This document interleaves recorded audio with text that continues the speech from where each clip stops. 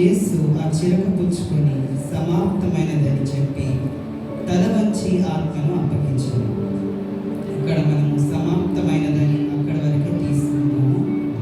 అలాగే యోహాను సువార్త 17వ అధ్యాయము 4వ వచనాన్ని కూడా ఒకసారి చూసుకుందాం. 17వ అధ్యాయము 4వ వచనము, చేయుటకు నీవు నాకు ఇచ్చిన పని నేను సంపూర్ణంగా నెరవేర్చి భూమి మీద నిన్ను మహిమపరిచితిని అని ప్రభువు వారు చెప్పారు. అలాగే 19వ అధ్యాయము 28వ వచనంలో అటు తర్వాత సమస్తమును అప్పటికి సమాప్తమైనదని యేసు ఎరిగి అనే మాటను మనం చదువుతున్నాం.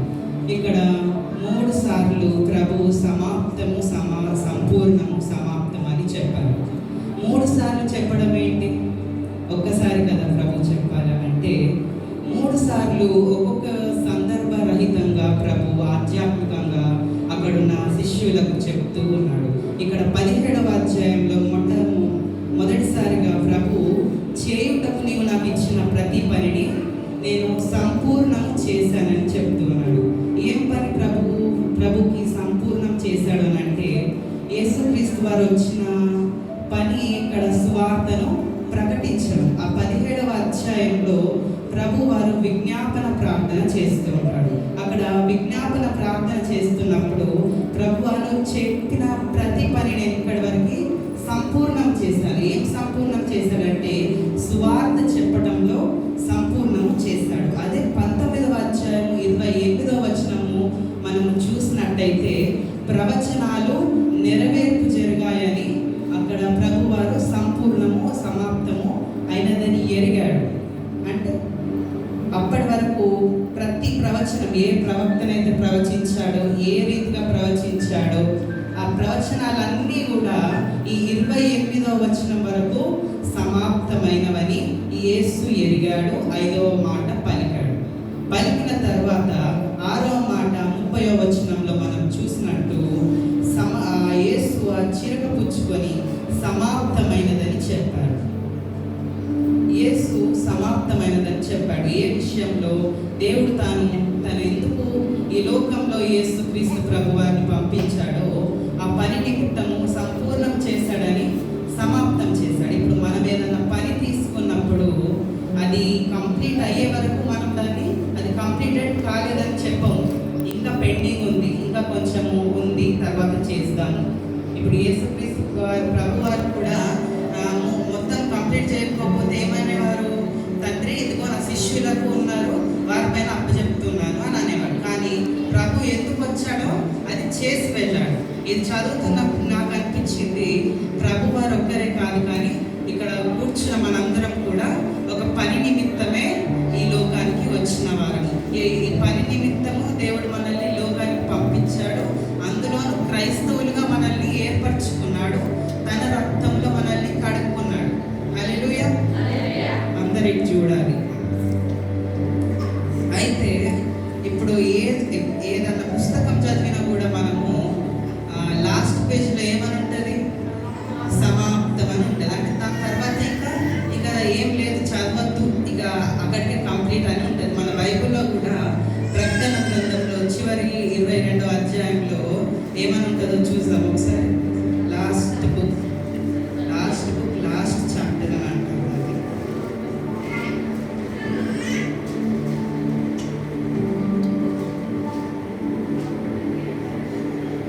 22వ అధ్యాయము 242 పేజ్ నంబర్లో క్రింద మనం చూస్తే సమాప్తము అని ఉంది.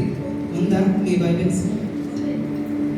సమాప్తం అని చెప్పారు. అసలు యేసుక్రీస్తు వారు తండ్రి అప్పగించిన పని చేయడానికి వచ్చాడు. ఆయన చెప్పిన ప్రతి పనిని సంపూర్ణం చేయడానికి వచ్చాడు. అయితే మనం కూడా ఏం సంపూర్ణం చేయాలి, ఏమి సమాప్తం చేయాలి, ఈరోజు నేర్చుకోవాలి 6వ మాట ద్వారా. మొట్టమొదటిగా ఎఫెసీయులకు రాసిన పత్రిక 2వ అధ్యాయము 10వ వచనంలో అపోస్తలుడు పౌలు గారు మంచి మాట మాట్లాడతారు. ఎఫెసీయులకు రాసిన పత్రిక 2వ అధ్యాయం 10వ వచనం.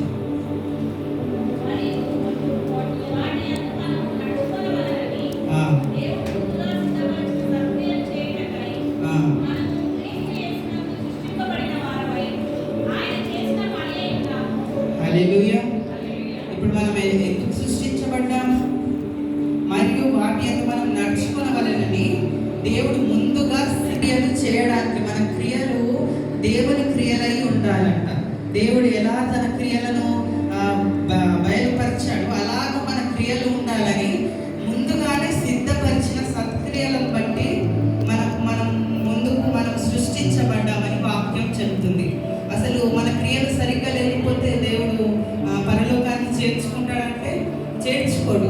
ప్రకటన గ్రంథంలో ఒక సంఘం ఉంది, 3వ అధ్యాయం 1వ వచనంలో సార్దీస్ అనే ఒక సంఘం ఉంది. ఆ సంఘంతో ప్రభు మాట్లాడతాడు, నీ యొక్క క్రియలు సరిగ్గా లేవు నా ఎదుట అని ప్రభు మాట్లాడతాడు. అంటే మన క్రియలు సరిగ్గా ఉండాలా? సరిగ్గా ఉండాలి. మన క్రియలు ఇప్పటి వరకు ఎలా ఉన్నాయో అవన్నింటిని మనము ఈరోజు శిల్వ దగ్గర సమాప్తం చేసి క్రొత్తగా మనము ప్రారంభించాలి. ఇదిగో ప్రభు నీకు ఇష్టమైన క్రియలు నేను చేయగలగాలని మనం అనేవారిగా మనం ఉండాలి. రెండవదిగా గ్రంథము 9వ అధ్యాయం 10వ వచనం. మొదటిగా సత్క్రియలు చేయడానికి మనము ఈ లోకానికి పంపబడ్డాము, అది మనము సంపూర్ణం చేసేవారిగా ఉండాలి.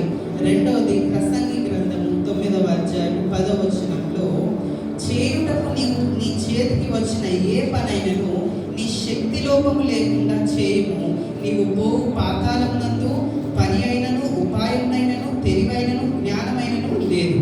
ఇప్పుడు తలాంతుల విషయంలో ప్రభు మనల్ని సంపూర్ణత కావాలి అని అడుగుతున్నాడు. మనకు చాలా తలాంతులు ఉన్నాయి. ఇక్కడ పాడగలిగిన వారు ఉన్నారు, కూర్చొని బోధ వినేవారు ఉన్నారు, బోధించేవారు ఉన్నారు. ఇంకా తలాంతులు అంటే ఇవే కాదు, చాలా మందిరంలో పనిచేసే వారు కూడా ఉన్నారు. మనం అవన్నింటినీ మన తలాంతులను వాడుకుంటున్నామా? దేవుని విషయంలో నీ చేతికి ఏ పని వస్తే ఆ పని చేయు. నేను వాక్యం చెప్తా కదా, నేను ఊడవకూడదు అని కాదు. నీ చేతికి ఊడడం వచ్చిందా, ఊడువు, సంపూర్ణంగా చేయు, నీ మనసు సిద్ధపాటుతో చేయు అని అంటున్నాడు. నువ్వు వడ్డించే వారిగా ఉన్నావా? వడ్డించు. సరే, నీకు వడ్డించడం రాదా? ఆ వడ్డించే వారికి మీరు సామాన్లు తెచ్చే స్తోమత ఉందా? అది చేయు. అది నీ తలాంతును వాడుకోవాలి. మనం ఒక తలాంతు దేవుడు మనకి ఇచ్చినప్పుడు దాన్ని మనం వృద్ధి చేసుకుంటే దేవుడు అంటాడు, మీకు ఇంకొక తలాంతు ఇవ్వండి.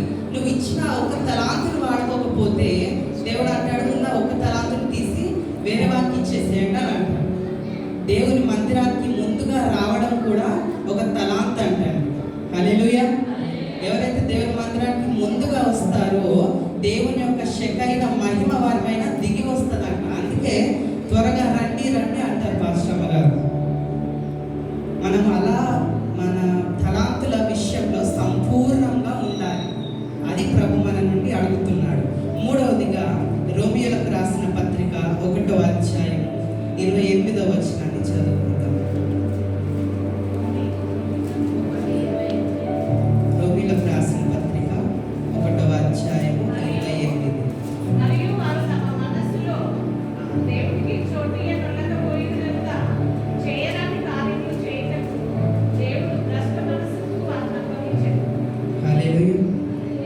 మూడవదిగా ప్రభు ఏం సంపూర్ణత కావాలనుకుంటున్నాడంటే మన నుండి భక్తి విషయంలో సంపూర్ణత కావాలని అనుకుంటున్నాడు. మన భక్తి ఆయనకి ఇష్టమైన భక్తిగా ఉండాలంట. హల్లెలూయా. మన భక్తి విషయంలో సంపూర్ణంగా ఉండాలి.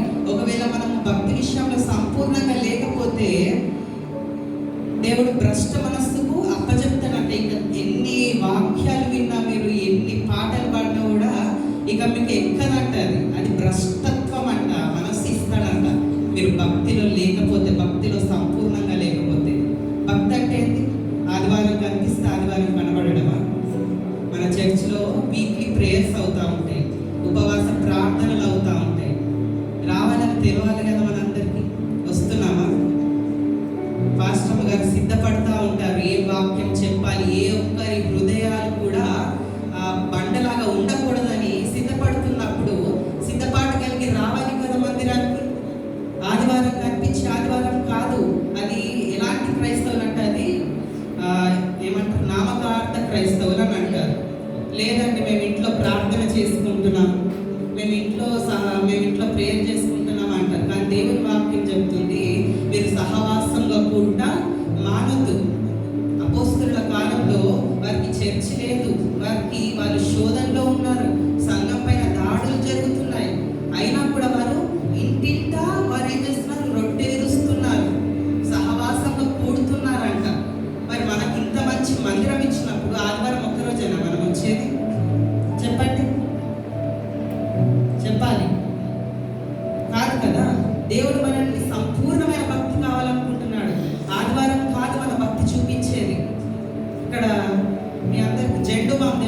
జెండు బాము.